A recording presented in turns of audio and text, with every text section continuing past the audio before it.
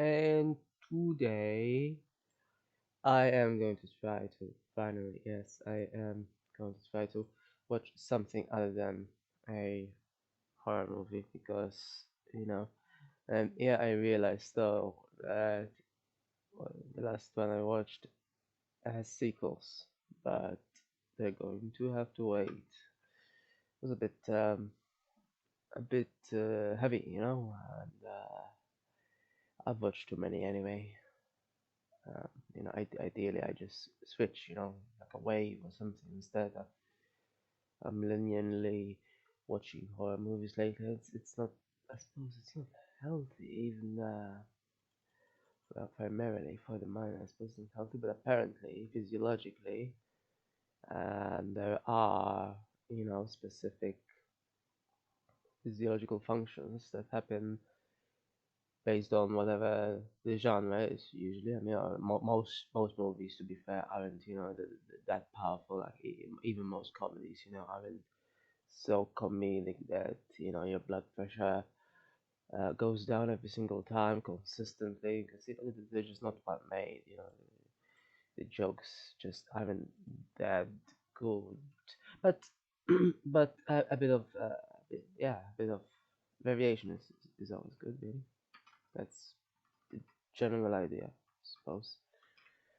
So I don't know what this one is about it again. Just like most movies, I just don't. I just go into them. I just delve.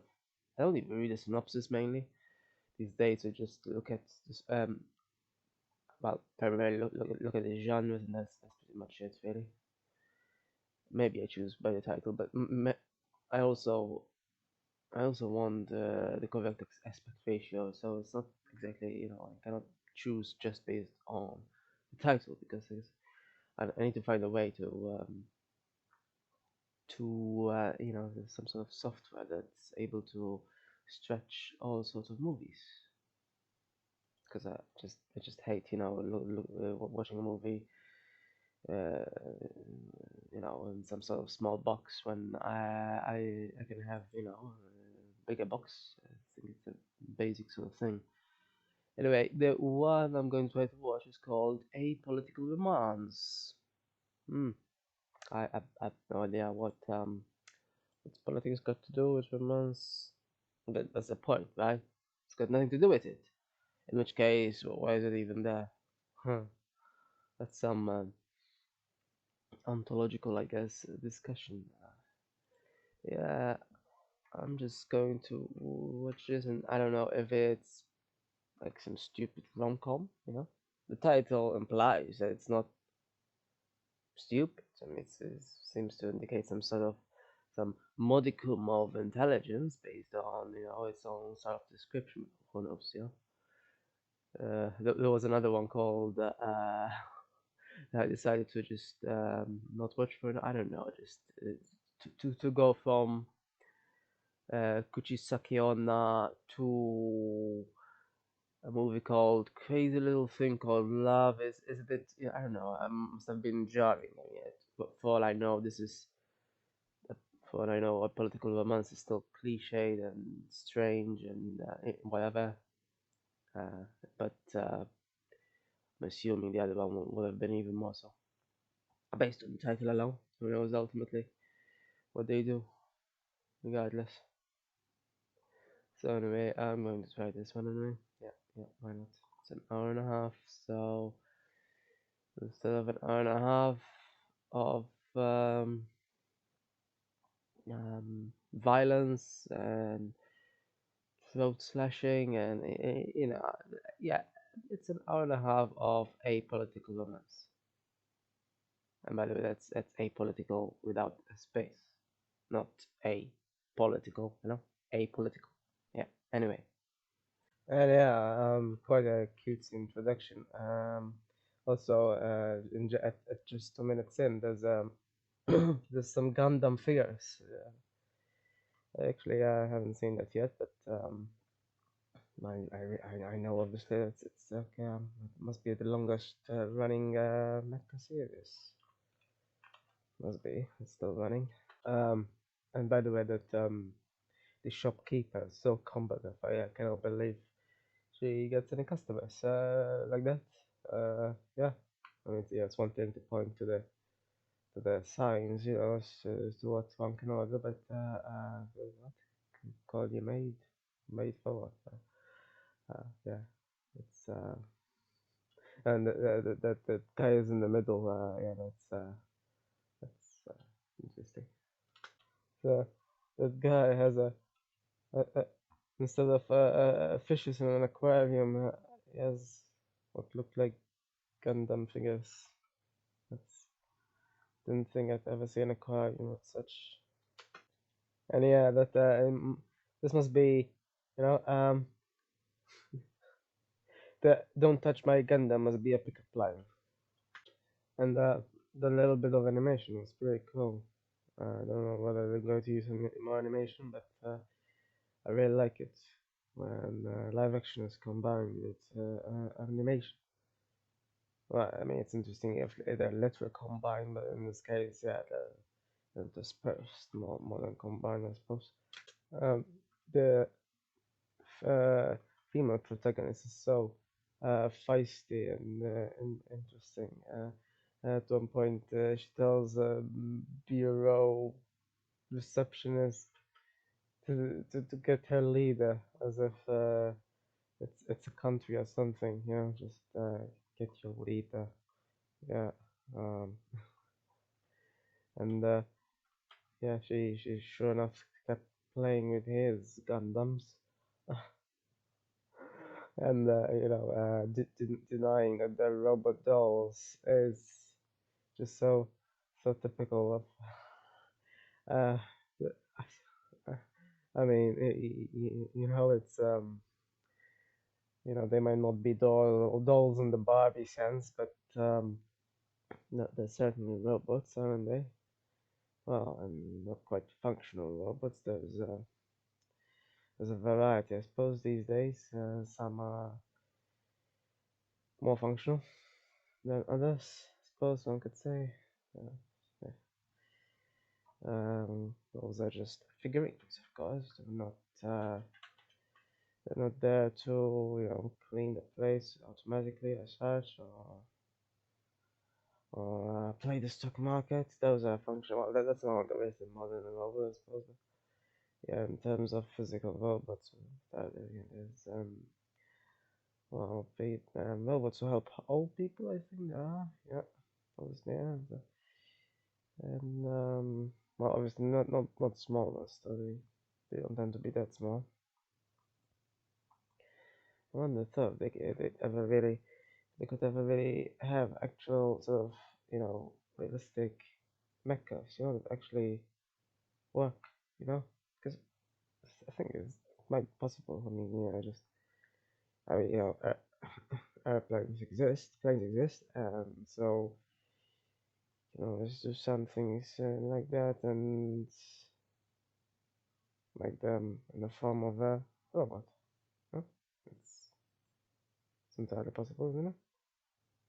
I think. I don't know. Yeah. Um.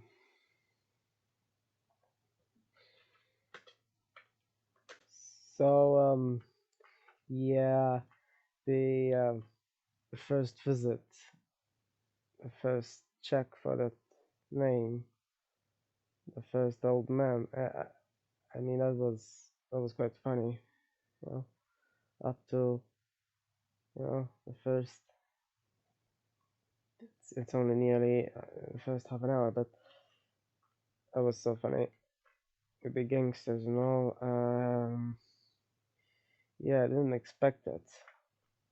And she even participated in the fight.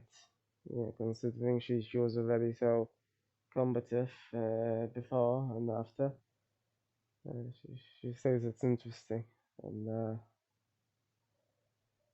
yeah, it's I guess it's something. I mean, it's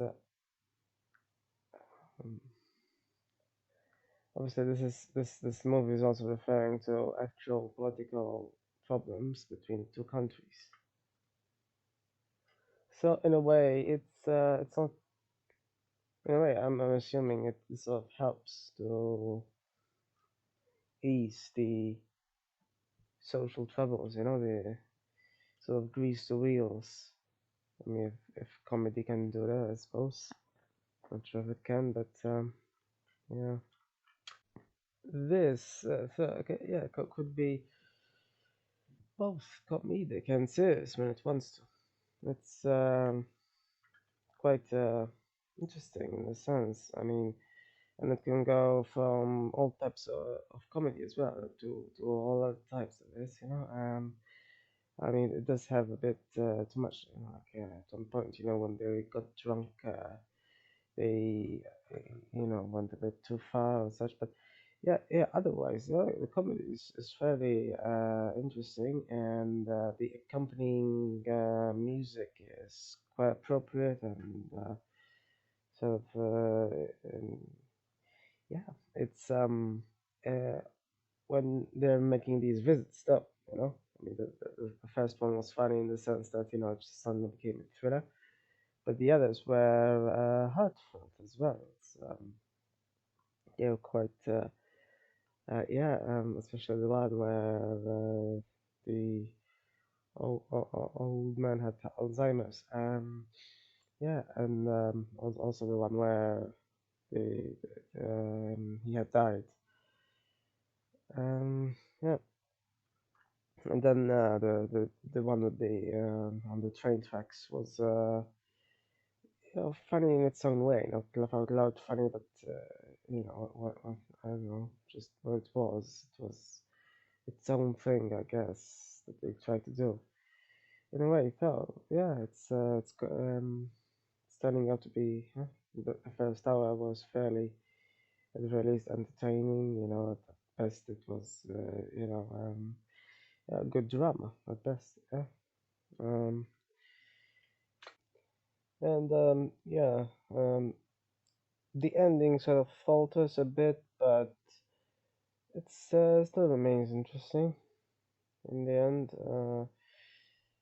It has a sort of correct sort of ratio between comedy and drama. I think that's useful to have, in as opposed to the other one I watched recently, which had a mixture of horror and comedy instead. I mean, I suppose there's always drama and stuff as well, but this in this sense, it wasn't horror. Obviously, it was a mixture between, you could say, romance and comedy, but also drama. Essentially, it's always possible.